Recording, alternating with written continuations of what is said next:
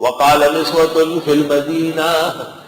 کہنے لگی عورتیں شہر میں، امرأۃ العزیز تراود فتاها عن نفسه، بیوی عزیز مصر کی پھسلانے لگی نوکر کو اس کے جی سے، قد شغفها حبا، تحقیق مبتلا ہو گئی ہے اس کی محبت میں،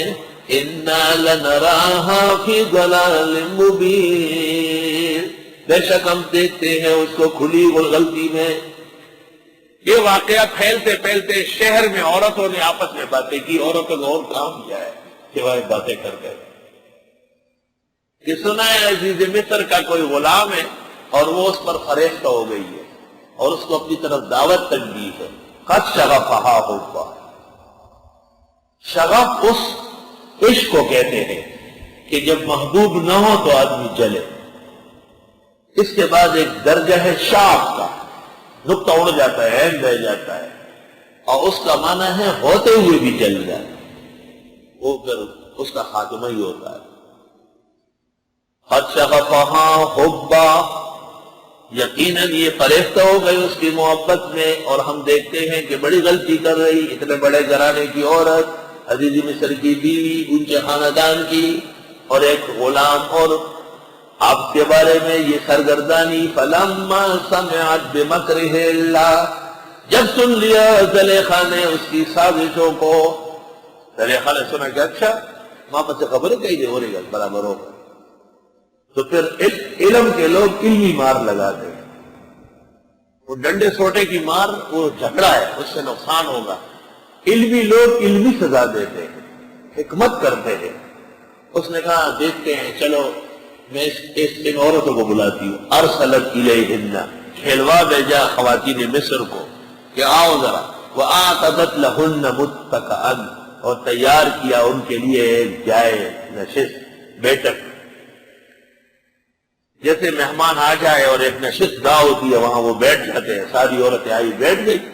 وآتت کل واحدۃ منہن سکینہ، اور دے دیے ہر عورت کو ان میں سے ایک ایک چاقو، چھری، جیسے کھانا کھانے کے بعد پھر پھل فروٹ، بہتر یہ ہے کہ ہر مہمان خود سیب کاٹے، خود کیلا اٹھائے، خود خربوزے کے کاشے بنائے، یہ نہیں کہ آپ کاٹ کاٹ کے اندر سے لائے، وہ کہے پتہ نہیں کتنوں کو پہلے لا کے رکھا ہو۔ حدیث میں حضرت ابو الہیثم کے گھر گئے، ابو بکر و عمر ساتھ تھے، وہ کھجور کا گابا لے آئے، تو حضرت نے کہا کاٹ کے دو، ابو الحسن نے کہا میری خواہش ہے ان تختار لنفسک، کہ آپ خود چن لیں۔ آپ نے کہا بہت اچھا، بہت اچھا۔ اس طرح وہ پکڑے ہوئے تھے، حضرت ادھر ادھر سے اچھے اچھے دیکھ کے چھنتے، مہمانوں کے سامنے سیب کیلے سب چیزیں ایسا ثابت رکھو، اور سب جگہ پلیٹیں اور چھری چاقو رکھو جو آسانی سے کاٹے، کوئی بزرگ و استاد ہو پوچھ کے کہ میں یہ کاٹوں، یہ آپ کے لیے بناؤں، پہلے سے کٹا ہوا لانا، اپنے پھلوں کو آگ لگا دی اور کمکل پن کا مظاہرہ، پہلے سے نہیں کاٹا۔ قرآن پاک کہتا ہے کہ انہوں نے ثابت پھل رکھا اور سب جگہ چھریاں رکھی۔ وقالت، جب وہ سنترے لے کے کاٹنے لگی، بنانے لگی، اور وہ چاقو چھریاں ہاتھوں میں ہیں، اس دوران وقالت، زلیخا نے کہا اخرج علیہن، حضرت یوسف اسی کے گھر میں قید تھے، کہا ذرا اس کو اس کمرے سے اس کمرے میں لے چلے۔ جب حضرت یوسف وہاں سے گزرنے لگے، فلما رأینہ، جس وقت دیکھا ان عورتوں نے حضرت یوسف کو، اکبرنہ، بہت بڑا سمجھا حسن و کمال میں، اس کی بڑائی بیان کرنے لگی، وقطعن ایدیہن، اور کاٹنے لگی اپنے اپنے ہاتھوں کو، پتہ نہیں چلتا اور خون بہ رہا ہے، اور دیکھتے ہی رہ گئی کہ ہمیں دیکھا حسین دیکھ گئی۔ وقلنا، کہنے لگی، حاشا للہ، اللہ کی پناہ، ما ھذا بشرا، یہ نہیں ہے بشر، یعنی نبی کے کمالات دیکھ کر اس کو بشر نہ ماننا، یہ مصر کی کافر عورتوں کی سنت ہے جس پر بریلوی عمل پیرا ہے۔ زیادہ خود سنت نہیں رٹی میرے، ہمارے نبی کے کمالات و معجزات دیکھے کہتے ہیں ما ھذا بشرا،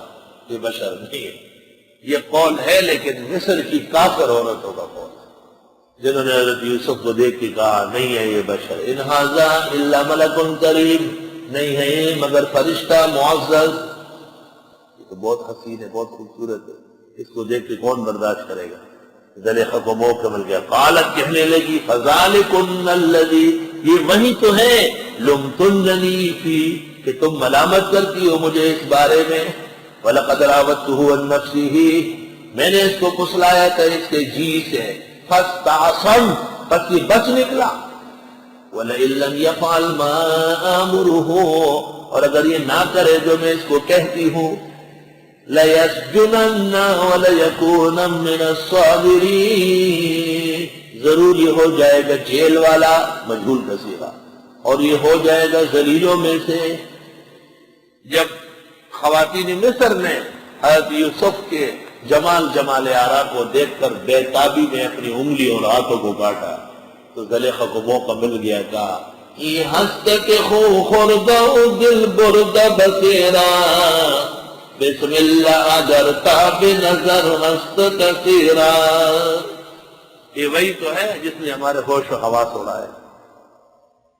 ای ہست کے خو خوردہ دل بردہ بسیرا، بسم اللہ اگر تاب سخت نظر ہست کثیرا۔ اللہ اللہ،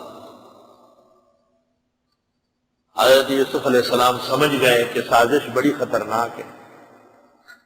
اور یہ ہر طریقے سے میرا گھیراؤ کر رہی ہے، سوائے خدا کے اور کوئی میرے ذریعے بچانے کا نہیں۔ دعا فرمائی، قال رب السجن احب الی، فرمایا اے پروردگار جیل جانا پسند ہے مجھے، مما ان باتوں سے، یدعوننی الیہ جو مجھے پکارتی ہے اس طرف، گناہ نہیں کروں گا، جیل چلا جاؤں گا۔ وَإِلَّا تَصْرِفْ عَنِّي كَيْدَهُنَّ، اور اگر آپ نہ پھیرے مجھ سے ان کی سازشیں، اصب الیہن، اصب صبا یصب، صبا بعد صبا، نصیب صبا، صبا سبی سے ہے، سبی یشتہی کل شے، ہر چیز چاہیے، نئے نئے نظام، نئے نئے طریقے، صبا بعد صبا نے ایسے رخصت کر کا ارادہ کر لیا، چھوڑ کر دنیا کو جنت کا ارادہ کر لیا۔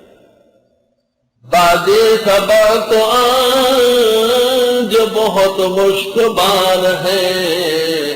شاید ہوا کے رخ پہ کھلی زلف یار ہے۔ قال رب السجن احب الی، فرمایا پروردگار جیل جانا پسند ہے مجھے، مما ان باتوں سے، یدعوننی الیہ کی پکار دیا مجھے اس طرف۔ حدیث شریف میں ہے نبی کریم صلی اللہ علیہ وسلم نے فرمایا رحم اللہ یوسف،